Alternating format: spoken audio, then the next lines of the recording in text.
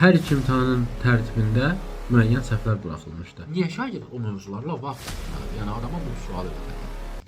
Hər birinizi salamlayıram əziz izləyicilər. Mən Fərəzli, Fərəzov Akademiyasının qurucusu və riyaziyyat müəllimi.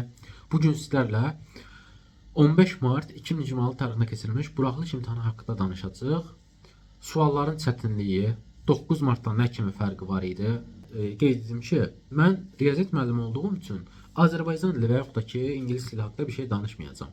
Əgər ki, Azərbaycan dili, ingilis dili çox çətin isə, bunu şərhlər hissəsində siz qeyd edərsiniz, siz müzakirə edərsiniz, mən də qatılaram müzakirəyə. Deyərəm ki, sizə 9 martda da çox çətin düşməmişdi, bir hissəsi 15 martda da bu gün də o qədər də çətin düşmədi.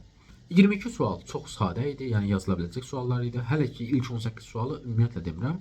18 sualdan sonra gələn ətraflı yazı nümunələrindən sadəcə 3 sual çox çətin idi. Bugünkü imtahanda isə nə hikmətdirsə, açıq suallar, yəni ətraflı yazı tələb edən sualları biraz daha sadələşdirmişdilər. Daha yazıla biləcək suallar idi.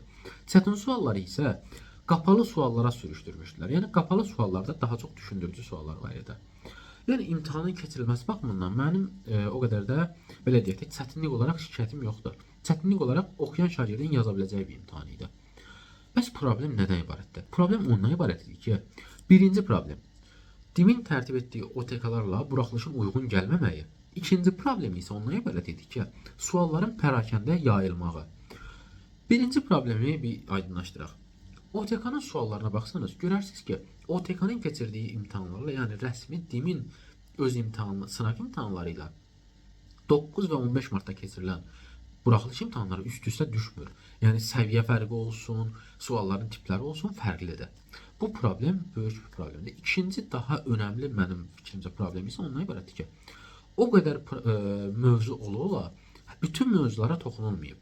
Məsələn, hər il buraxılışa düşən mövzular vardır. Bilirik ki, 2019-dan 2025-ə kimi dəyişməz qayda olaraq hər il müəyyən mövzulardan bir sual düşür. Kompleks ədədlərdə hər il mütləq şəkildə düşür, bu il düşmədi. Ondan sonra həndəs silsilədə hər il düşür, bu il düşmədi. Riyaziyyatın canı, riyaziyyatın ən önəmli mövzularından biri olan trigonometrik tənliklər də hansı ki, buna bəzi müəllimlər 3 dərs, 5 dərs ayırır. Bəs yəni ki, əgər ki, bu mövzular, bu qədər önəmli mövzular düşməyəcəkdirsə, hətta səhv etmirəmsə, vektorlar da düşməmişdir. Bu da 4-cü mövzu. Yaxşı, bu 4 mövzunu biz şagirdən niyə keçmişik? Niyə şagird o mövzularla vaxt itirməlidir? Yəni adama bu sualı verərlər. Dediyim kimi, buraxılış imtahanının əsas problemi elə sualların düzgün salınmamağı idi. Bu da ki, şagirdləri çaşbaş vəziyyətə qoymuşdu. Əlavə olaraq hər hansı bir fikriniz və yaxud da təklifiniz varsa, buyurub şərhlər hissəsində müzakirə edə bilərik. Sağ olun, hər birinizə uğurlar arzu edirəm.